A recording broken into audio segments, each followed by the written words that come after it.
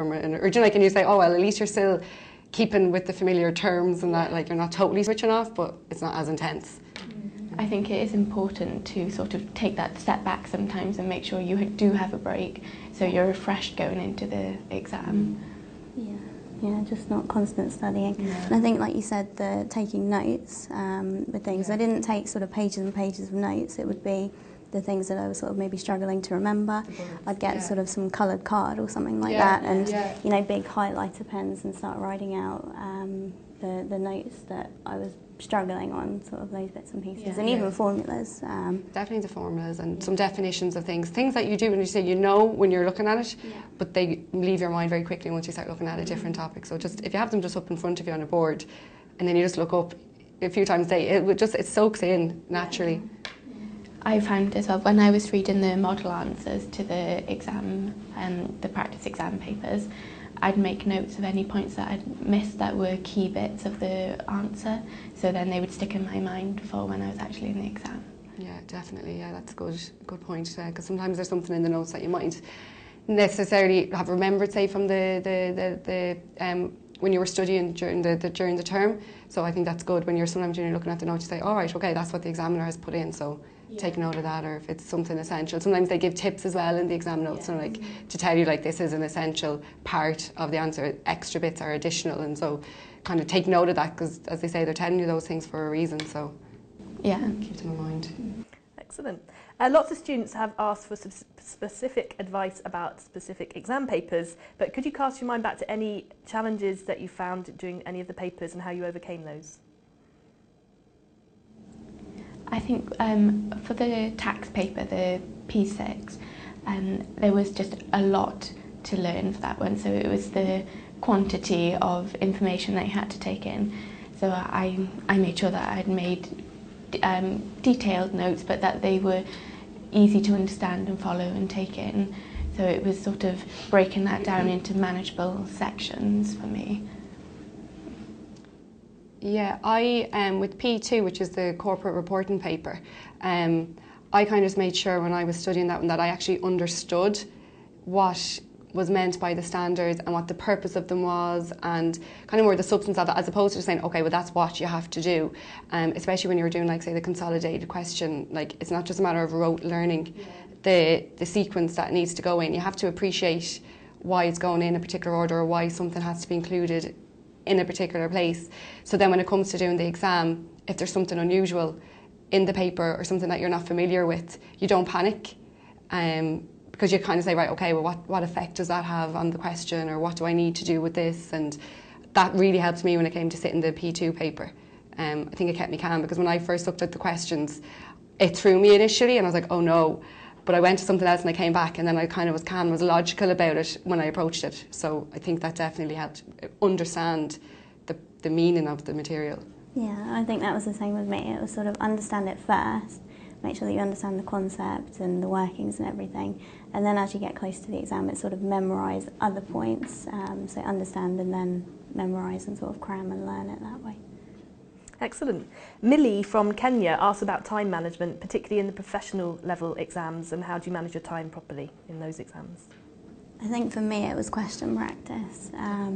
The more you do, the quicker you get. So you sort of learn to read through the questions really quickly, pick out the important points, and then you get faster and faster at sort of the layouts and things like that on sort of P2 exams like that. You sort of just go through the motions and get faster and faster. And then when you do it on the exam day for real, it's just, you know, it's another sort of question practice, really. Definitely. That's the way you need to think of it. You're just doing another one. Yeah, you're sort of used to doing it, and you sit there and you're going through the motions again, and it's the same sort of thing. So, for me, I split down how much time to spend on each question, and when I was in the exam, I was strict with myself and actually made sure that if I was overrunning, I would leave that question, because they say that you pick up most of your marks in the first few minutes of picking answering your question. So I would be strict with myself and always stick to it, and if I hadn't finished, just move on to the next question. Yeah, I agree with both points. It's breaking down the marks, saying, okay, I give myself 40 minutes for this question and then practicing, because I would find that my time management was a big struggle. I find it really tough just to stop and move. I'm like, no, just another small bit.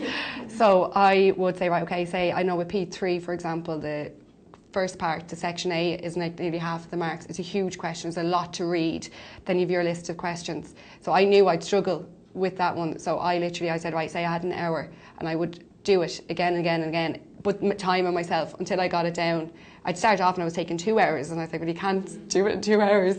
So you have to just keep practicing and bring it down, especially if you find that there's one question in particular that you're going to have a problem with. Some of them are smaller, the 25 markers.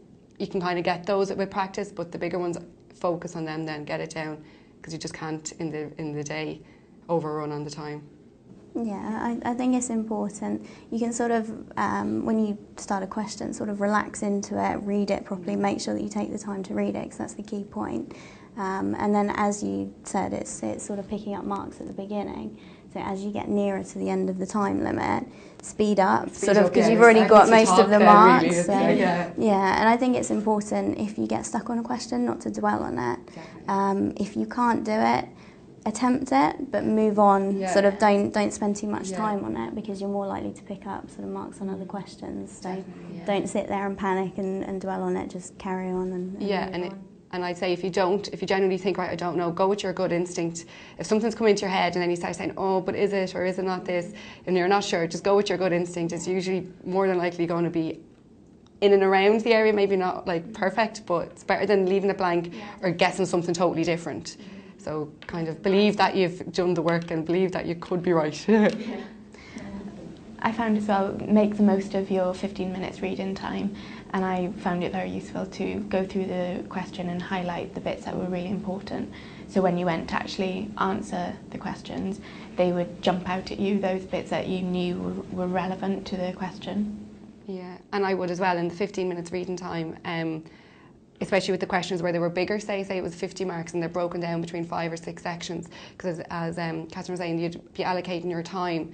So I'd say, right, okay, like 10 minutes for that section, 15 minutes for that section. Do you know, like, so then when it comes back to doing it, then I'm like, right, okay, you have 10 minutes there. So you're not recalculating it again, and you know then, right, okay, it's 12 o'clock now, write an answer for that till 10 past, then move. Do you know, like, you're kind of very like boom, boom, boom. I did the same as for that. I used to write it on the question paper sort of the time, so that I'd remember. So. Yeah, and I'd be saying, like, you're meant to be starting this one at 12 and then finishing this one at such and such a time. So if I'm looking like, oh no, it's 12:15, go quick. Speed up. You've gone too long then, you need to bring them down, you don't have time. Lots of students have asked what you thought were the main reasons for your success. So could you name one top tip that you have that you would recommend to other students? Practice questions to the time that you're allowed. Yeah, I think mine's the same. It's practice questions. I think one important thing to do is not try to question spot. I think you need to learn the whole syllabus, and if there's areas that you're weaker on, you need really to learn them and not think, okay, I don't know that, so I'm going to leave it, and you know, because I did that in one exam and about 3 questions came up and I lost a lot of marks by not learning something. So yeah, definitely try to focus on the harder areas. I find as well, especially with the professional papers, you can't leave out an area because they could pop it in at any question, even as a small mark. But I think what's the problem is it's not even necessarily the mark allocation, it's that if you see that and you don't know it, you'll panic. So it's what might affect you then on questions that you do know, because you've had that panic then set in. So I think it's really important that, yeah, definitely cover the syllabus. There's going to